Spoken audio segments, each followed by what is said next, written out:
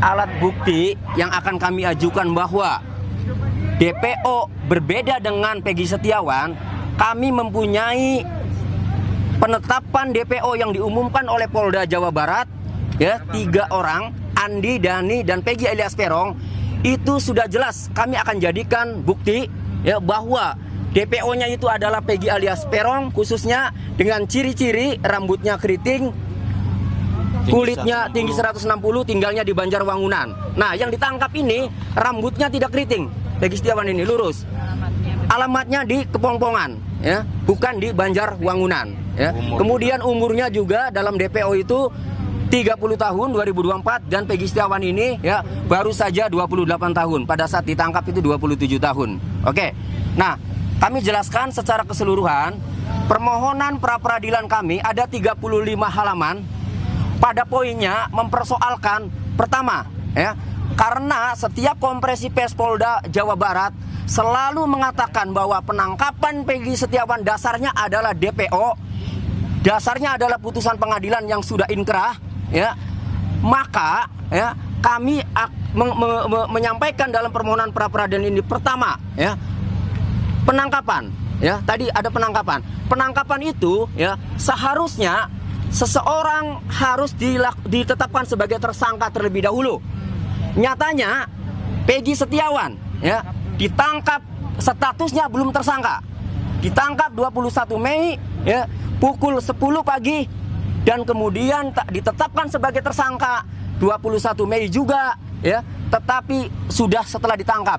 Artinya, ya, pada saat ditangkap seharusnya sudah menjadi tersangka dan sudah ada 2 alat bukti permulaan yang cukup sehingga menetapkan Peggy Setiawan sebagai tersangka. Nyatanya ini ditangkap dulu, ya,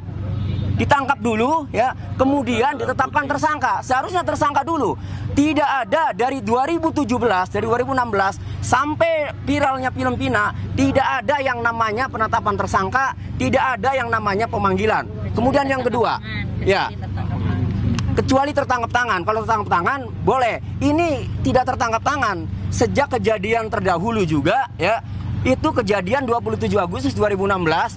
Kemudian baru ditangkap para pelaku 8 orang itu 3 hari kemudian. Artinya tidak tertangkap tangan, ya. Jadi pertama mempersoalkan penangkapan, ya. Kedua, ya, mempersoalkan penetapan tersangka. Tadi karena, ya, penangkapan terlebih dahulu, seharusnya penangkapan itu seharusnya sudah tersangka. Ini tidak ditetapkan tersangkanya, ya, setelah ditangkap.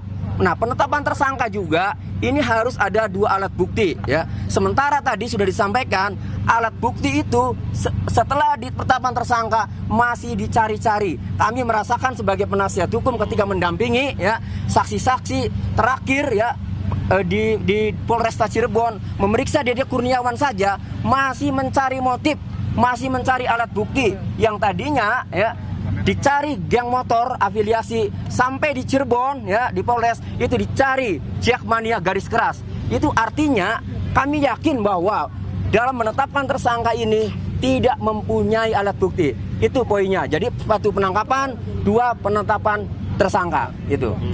Oke. Dari kuasa hukum kira-kira ada informasi nggak seperti apa Peggy yang sebenarnya dicari ini? Apakah sudah ada informasi? Itu tadi ciri-cirinya yang dikasih tahu tuh. Apakah sudah ada orang yang dimaksud? Oh, itu kita belum ada. Enggak. Sekarang begini.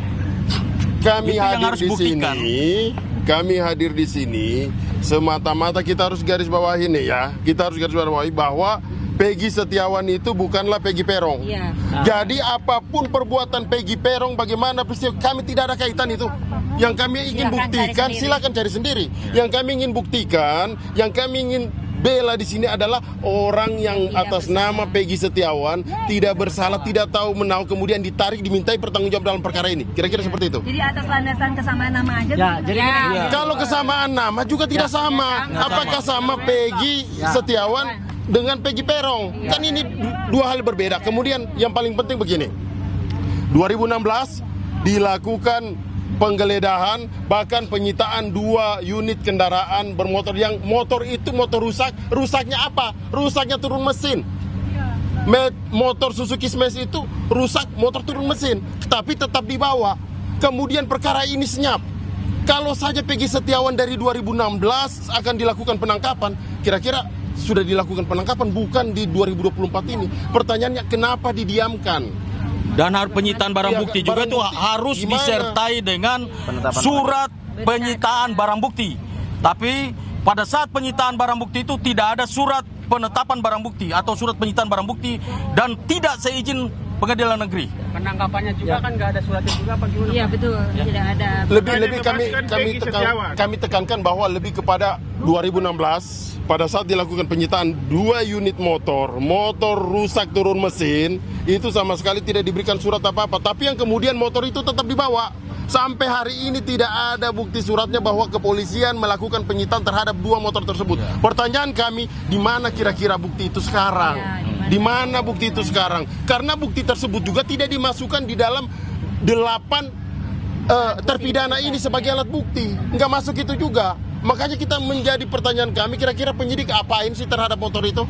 Diapain? Kita tunggu besok jawabannya. Kita tunggu besok jawabannya karena persoalan 2 unit motor yang dilakukan penyitaan ini kami juga sudah mengajukan dalam permohonan kami. Kira-kira seperti itu.